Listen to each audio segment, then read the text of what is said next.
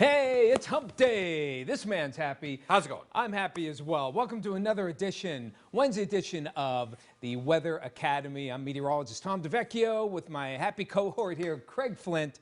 And today's discussion, something that we're quite familiar with here in the region. Right. I mean, probably one of the most important drivers, if not the most important driver of our weather here. Absolutely. Lake Erie. Without that lake, man. It just changes the whole dynamic It really of our weather. does. So, you look at weather in the big picture and everything kind of ebbs and flows a certain way, but then you throw a big body of water in there, well, then it kind of throws you some curveballs sometimes. And in a lot of respects, and I know you'll be able to back me up on this, the lake creates its own weather.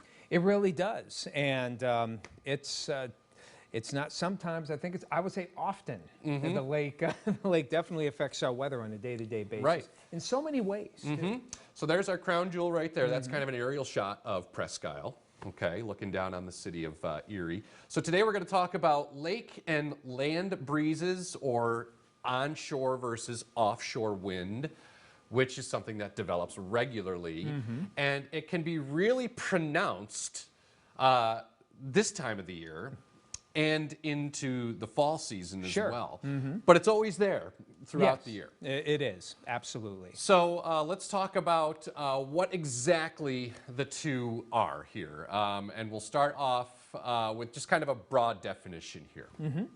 Well, we have, again, the land breeze, land and water. The reason that we get the breeze in the first place all has to do with heat, the temperature of the water, temperature of the air. So land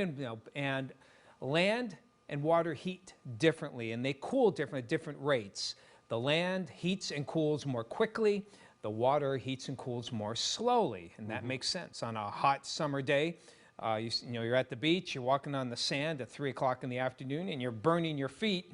But that same sun, hits the water as well. You go into the water, it's much cooler. Right. Okay. So you have that differential there, and because of that, the land actually absorbs solar radiation quickly and returns heat to the air, while water absorbs heat more slowly, and it takes twice as much energy as the heat to both give off and to absorb. Right. So it's one of those things where, yes, the rate that the solar radiation is hitting the land and the water is the same, but there's a lag time with the water. And that's why we mentioned at the beginning, this time of the year it's very pronounced, because the lake temperature right now About 44. is 44.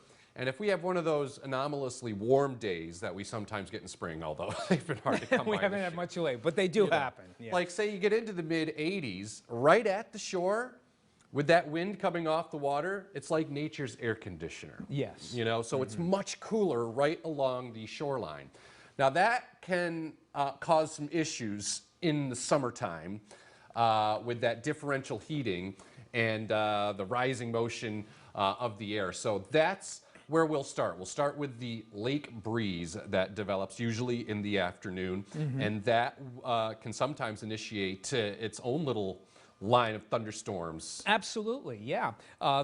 Think of these as mini cold fronts, the lake breeze. It's the same concept. A cold front is when cold air undercuts and warm air and lifts it, and that's how we get our precipitation. The lake breeze is the same thing. Usually by midday, especially on a typical summer day, midday into the afternoon, the warmer temperatures on the land. Once you heat the air, that air gets less dense and it starts to rise. Well, when air rises, something has to take its place. So that's where the cooler air comes in off the lake, and that's what we get as a lake breeze. And it acts, again, as a mini cold front. The cold air pushes the warm air, lifts it up, and you can initiate, if there's enough humidity and instability, you can initiate some storms right along that front. Clouds grow into showers and storms, and we quickly mentioned the pressure differences, and one of the keys to remember is pressure, or I should say wind, always blows from higher to lower pressure in the atmosphere because it's trying to fill that void. Right. But when you have that pressure difference, it's got to replace the air that's rising. So you kind of get this this overturning of the air. And the other thing that's really cool is one of my favorite things to see. Sometimes we're all very familiar with lake effect snow. Oh, sure.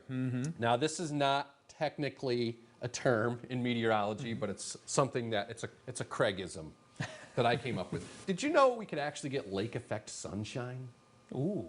That's Okay. what I like to call it. All right. Because you get a little lake shadow. So if you look at a satellite picture, which we have an example of coming up, we'll show you that. A lot of the times, especially this time of the year, you get into the higher elevations like south of I-90, and it's a nice day, but you have those kind of puffy, fair weather cumulus clouds. We talked about Right. cumulus clouds, but right along the shoreline, nothing.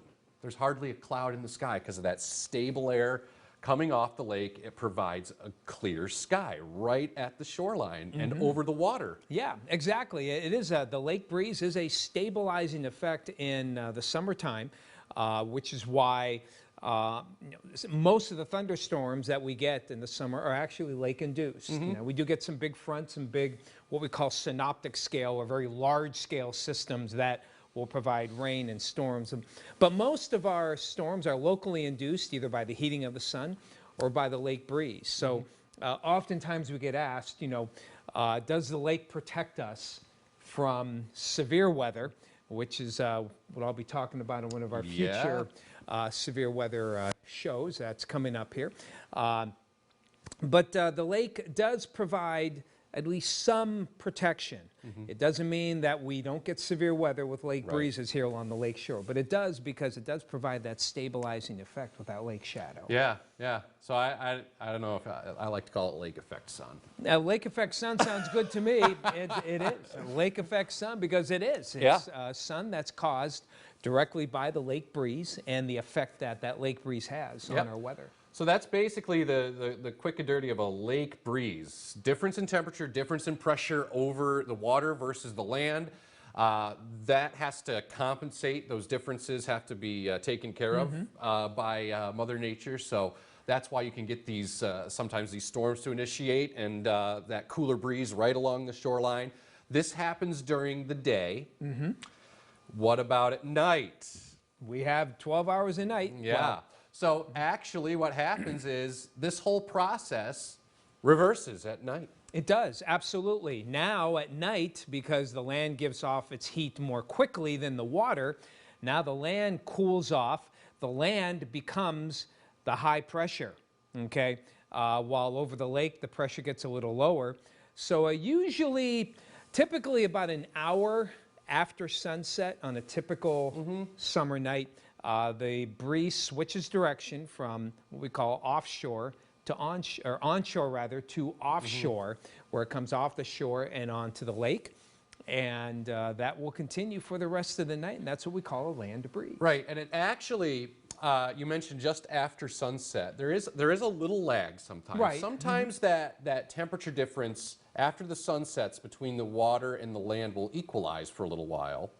And then once the land drops below the water temperature, that's when the whole process reverses. So as Tom mentioned, the breeze switches from an onshore wind to an offshore wind. So if you're standing on Lake Erie late at night on the shore, chances are you're going to notice a little breeze at your back if you're standing looking out at the lake. So if you're watching the sunset, it's coming at your face. If you hang around for an hour or two, next thing you know, without any change in your position, it starts coming from your back. And also, speaking of the effects of the lake and the water temperature of the lake, did you know that's why a lot of places, at least, you know, I'm from upstate New York, and a lot of our wineries are along lakes. Lake Ontario, the Finger Lakes, Lake Erie. We have a couple here. Sure, we do. That are on the shores of Lake Erie. Mm-hmm. There's a reason for that, because in the fall, that lake water has had all summer to warm up. So even when it starts getting cold in the fall, that lake is still very warm. So in some cases, it actually prolongs the growing season, which is why you see places like wineries and vineyards take up shop, if you will, right along the Absolutely, shoreline. and the effect is quite large outside of, at least the United States, outside of the Napa Valley of California, which produces the most wine. Your biggest grape and wine production is right here, basically from Harbor Creek, Pennsylvania, all the way up toward Buffalo, New York, and along the shores of Lake Ontario.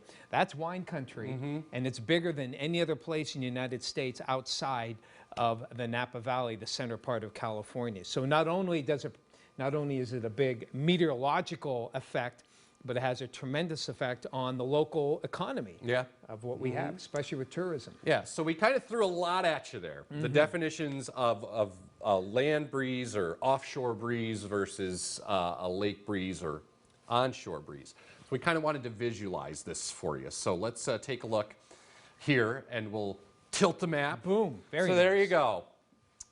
During the day, this is kind of a visual example of what we were talking about. So you got Mr. Sun up there in the sky, okay? The solar energy, again, will heat the land much faster than it will the water. Water has a heat capacity. Well, it takes much more to heat water. I won't go into too much of that. But basically, there's an example. So that is the city of Erie. You can just make out Presque Isle there, okay? The sun heating the land up to 85 degrees, which, if you remember, warm air becomes less dense and it has to go up, okay? So the land, or the air over the land, starts to rise, and not notated there, but sometimes it will produce clouds and maybe even some rain showers. But the air over the land rises, and then as it gets over the cooler water, you can see the water temperature there only 65. It starts to reverse course and it starts to sink and kind of fill in where that void is from the rising air over the land. So that is what it looks like in the day if you were to imagine that in your mind. There you go. And same deal at night. So let's check this out again. So we got the sun out, and then at night what happens? It reverses. There you go, and you can see. The land again cooling much faster than the water. Yeah, and in this case you can see, and you know, there's a lag time. Usually early summer, the lag time is not that long because the lake is fairly cool. But toward the end of the summer, it takes a little bit longer because the lake temperature and the land temperature tend to be a little more equal.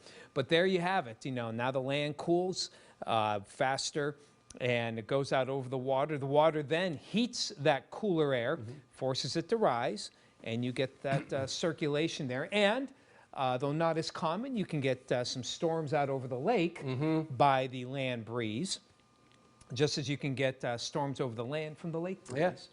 So we just kind of wanted to show you that visually. Now, the other thing that we wanted to show you from a visual standpoint is what it looks like on a satellite picture. Now, remember, we talked about satellites. They're taking constant pictures of the Earth. And this is from the MODIS satellite from NASA.